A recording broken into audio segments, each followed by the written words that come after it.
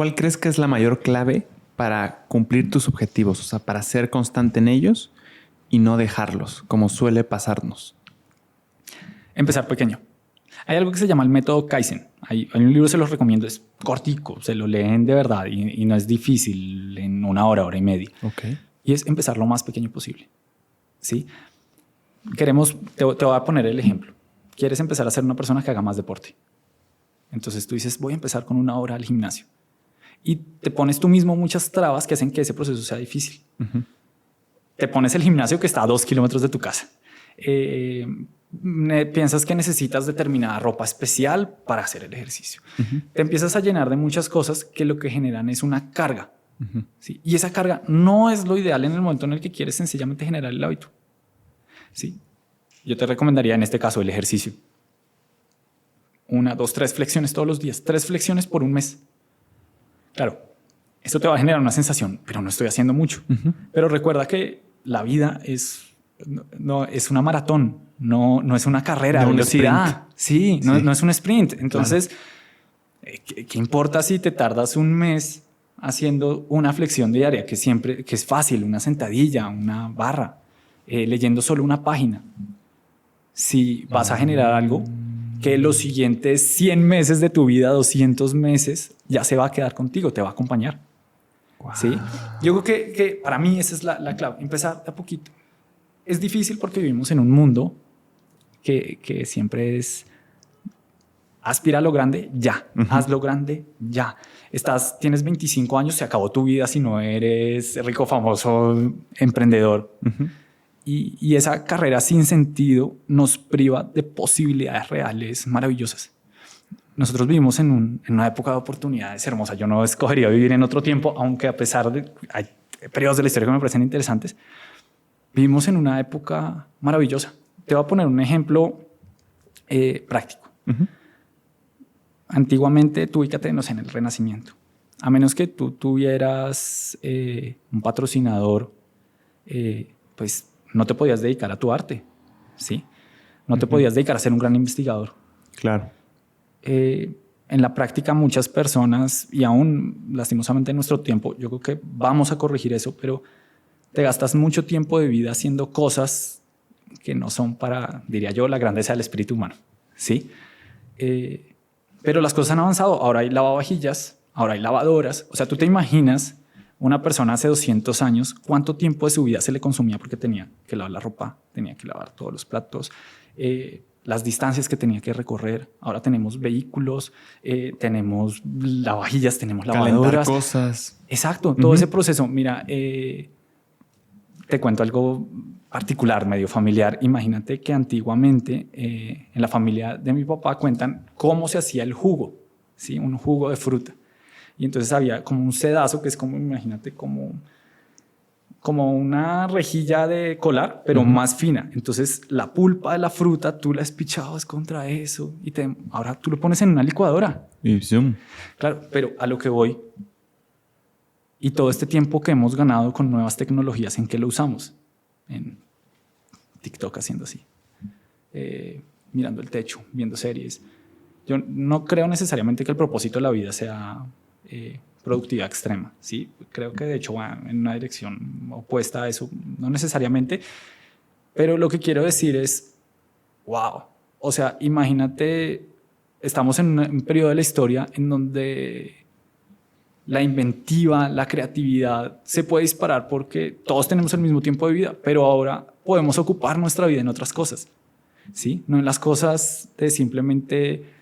Thoreau tiene una expresión que a mí me gusta sobre eso y la llama la esclavitud del pan, ¿sí? La usa en un contexto que no es el que yo voy a usar, pero es cómo muchas veces nuestras vidas tienen que ser sacrificadas por conseguir el pan, ¿sí? Lo mínimo, conseguirlo de nuestra vivienda, conseguirlo de nuestros alimentos, en fin.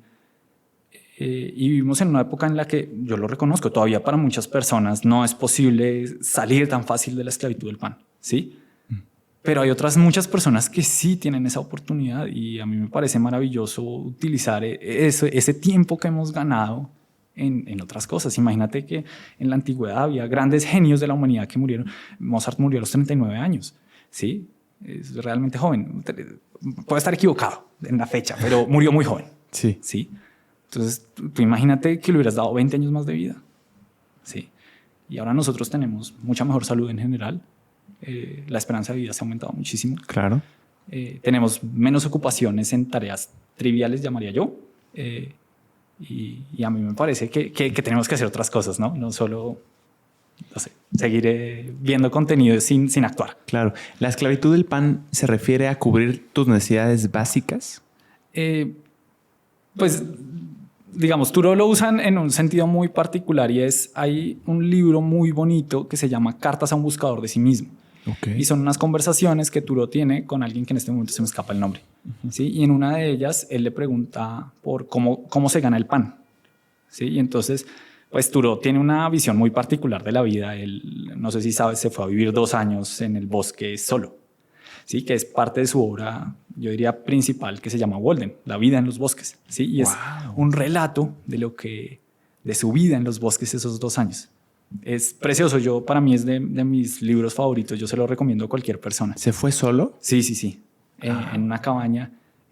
Tiene varias de las frases que marcan mi vida a un nivel muy profundo, digamos, en una crítica muy fuerte a la sociedad. Dice, muchos hombres viven en una silenciosa desesperación.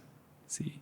Y viven de la ciudad desesperada, pasan al campo desesperado. Y no sé, eso a mí me toca muy profundamente, ¿no? ¿A qué se refería con eso, hermano? Una silenciosa desesperación. Muchos hombres viven en una silenciosa desesperación. Se refiere como que a la forma en la que las personas viven la vida normalmente, en verdad, no disfrutan su vida. Sí, ahí a renglón seguido dice como, ¿y qué pensar de esas señoras de avanzada edad que dedican sus últimos años a tejer cositas de tocador? No sé cómo, se me escapa la palabra. Y después dice, como si se pudiera matar al tiempo sin ofender a la eternidad. Wow. Sí, eso como te si toca. se pudiera matar al tiempo sin ofender a la eternidad. Matar el tiempo es ofender a la eternidad. Wow. Eso me costó entenderle, ¿eh? Wow. Mira, te lo repito. Como si se pudiera matar al tiempo sin ofender a la eternidad. ¿Qué diría Thoreau ahora que hay revistas que son matatiempo? Que en el título son matatiempo. Sí. Claro, y de esa misma obra es que sale la frase famosa, la de me fui a los bosques porque quería vivir a conciencia. Quería extraerle todo el jugo a la vida. Y para así no descubrir en el momento de mi muerte que no había vivido. A su madre, es un genio ese caballero, ¿eh? Impresionante. Pero ¿por qué él pensaba que yéndose al bosque iba a realmente disfrutar la vida? Porque pues es en ese contexto mira que nada más. De esa frase que te mencioné, de esa última, a renglón seguido también, él menciona cómo quería enfrentarme directamente a lo que es la vida y decidir por mí mismo si la vida valía la pena o no valía la pena. ¿Sí? No dejar que nadie me dijera la vida es buena por esto, la vida es buena por aquello, sino me gusta la expresión que usa, dice enfrentarme espartanamente a la vida. ¿Sí? Para mí, esa es una de las personas que tengo pegadas en mi cuarto porque a mí me gusta, me parece motivante, me parece un personaje. Yo no sé si en algún día de mi vida me atrevería a hacer lo que él hizo, irse a vivir 2 años en los bosques, pero ese espíritu me parece impresionante, ¿no? Atreverse a pensar diferente, a ver diferente. Él es el mismo autor, tal vez algunas personas lo conocerán más por el escritor de La desobediencia civil. Y atreverse en el mundo a decir, sí, mire, así yo veo el mundo, lo veo de una manera diferente y lo veo así. Tal vez algo de lo que hablábamos de Steve Jobs, ¿no? Y atreverse a vivir de forma diferente. Pero nos estábamos desviando, estábamos hablando de la esclavitud del pan. Entonces, es cierto. No, yo estoy clavado en la conversación, Germán. Entonces, este personaje que lamento mucho que se me escape el nombre, le pregunta en una de las cartas, bueno, ¿y tú qué piensas de cómo uno se gana el pan? Sí, y entonces él realmente, más allá del análisis que yo te dije, como yo veo el tema de la esclavitud del pan, él lo enfoca un poco más al tema de tienes que ganarte el pan de una forma en la que te sientas bien contigo mismo. Sí, o sea, porque todos tenemos que ganarnos la vida de alguna forma. Él todavía vive en una época en la que no era tan claro como la visión que yo te mencioné ahora, que hay personas que pueden vivir toda su vida sin tener que preocuparse en dónde vivir, qué comer, en fin. Es una lástima que no sea así para toda la humanidad. Debería ser así para toda la humanidad. Ojalá nos podríamos dedicar a grandes cosas, grandes proyectos. Sí, claro.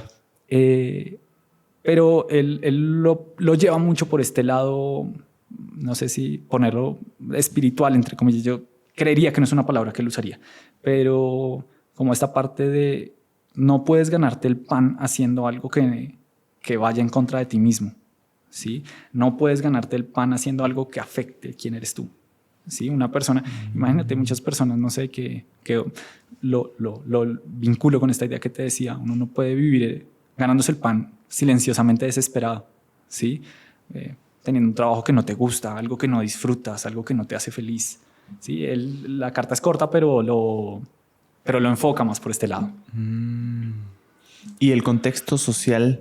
¿En qué época vivió él? 1800, no, se me escapa la fecha precisa. No te voy a dar un dato que no como manejo. ¿Algún boom industrial o...? Pues él fue de la misma época de Emerson, de ellos. A ver, académicamente no sé cuál es la palabra, pero creo que es trascendentalismo, que es como un movimiento de retorno a la naturaleza, de la vida en los bosques. Pero ahí se escapa un poco de mi conocimiento. Yo intento no hablar de lo que no domino.